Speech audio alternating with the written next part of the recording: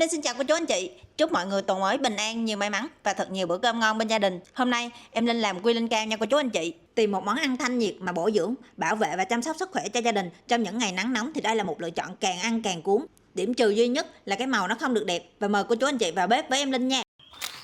Nguyên liệu chính của món này là bột quy linh cao. Nó sẽ có nguyên gói như thế này và trong một gói lớn thì sẽ có 10 gói nhỏ. Một gói là 12 gram thì 10 gói là 120 gram ha. Hôm nay em Linh thì sẽ không sử dụng hết cái gói bột này, mình chỉ sử dụng 5 gói thôi. Cái này thì em Linh đặt mua trên mạng, nó khoảng 30 mấy ngàn một gói như thế này. Cái bột quy linh cao này thì nó khác với lại xương sáo của mình, màu sắc thì nó khá là giống nhau nhưng mà ăn nó sẽ hơi đắng nhẫn nhẹ, da mềm hơn xương sáo. Thành phần của quy linh cao được nấu từ mai rùa, thổ phục linh, có tác dụng làm mát cơ thể, giải độc, trị mụn và làm đẹp da, nên là nó có tên là quy linh cao đó mọi người. Bột quy linh cao này thì ngoài làm thạch ra nó còn có thể làm nước sâm quy linh cao. Rồi, bây giờ thì em sẽ mở cái gói này ra thử cho mọi người xem. Nó có cái mùi thuốc bắc nhẹ nhẹ thơm thơm đó mọi người. Đây một gói của nó như vậy. Hôm nay thì mình sẽ sử dụng 5 gói thôi. Rồi, bây giờ thì mình sẽ đi pha bột. 5 gói bột quy linh cao này thì mình sẽ đổ vô tô luôn. Đổ ra thì nó sẽ có một cái màu nâu nâu như thế này. Một gói này 10 gram là em Linh cho vào đây 5 gói là 50 gram bột quy linh cao. Tiếp theo thì mình sẽ trộn đường vô chung để khi mà mình hòa với nước thì nó sẽ không bị bón cục. Đường ở đây thì một gói em Linh sẽ cho 40 gram đường, thì 5 gói em Linh sẽ cho tổng cộng là 200 gram đường. Và mình sẽ cho vào luôn. Sau đó thì mình sẽ trộn đều hai cái hỗn hợp này lên. Mình làm như thế này thì lát nữa mình cho nước vào, nó sẽ không bị đóng cục. Sau khi bột và đường đã hòa quyện vào nhau rồi thì bây giờ mình sẽ pha vào với nước. Với 5 gói quy linh cao này, em Linh sẽ cho vào đây 1 lít 2 nước. Trước tiên thì mình sẽ cho 600 ml trước nha. Mình cho một nửa nước vô trước. Rồi mình mới cho bột quy linh vào. Bột quy linh cao này thì mình sẽ chia làm 3 lần cho ha, và mỗi lần cho thì mình sẽ khuấy đều nó lên. Mình sẽ chia làm 3 lần cho.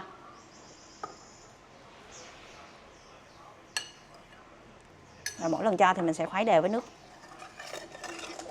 Khuấy cho tan hết hoàn toàn rồi thì mình mới cho cái lượt mới vào. Sau khi tan thì mình sẽ cho tiếp lần 2 nha.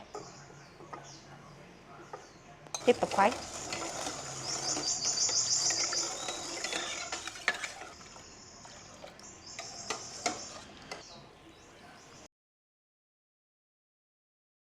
Nó phải tan hoàn toàn thì mình cho nước lần sau thì mình đỡ phải khuấy nhiều hơn nha.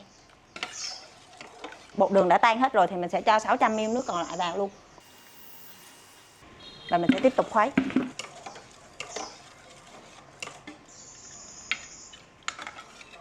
Nửa nước còn lại mình cho vào sau là tại vì lần đầu tiên mà mình khuấy lâu quá, mình khuấy nhiều quá thì nó sẽ lên rất là nhiều bọt.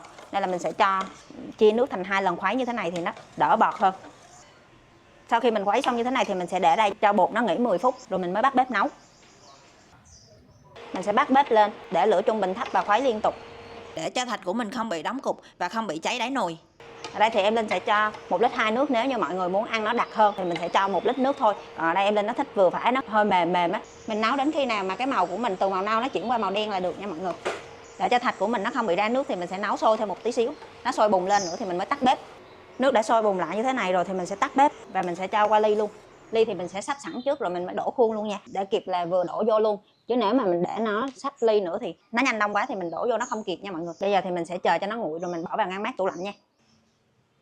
Nó bắt đầu hơi nguội nguội như thế này thì em Linh sẽ cho vào ngăn mát tủ lạnh. Để quy linh cao ngon và mát lạnh hơn, cho vào ngăn mát tủ lạnh, mình có thể bảo quản được trong tủ lạnh 1 tuần. Sau 4 đến 5 tiếng cho vào ngăn mát tủ lạnh thì bây giờ em Linh sẽ mở ra cho vào dĩa.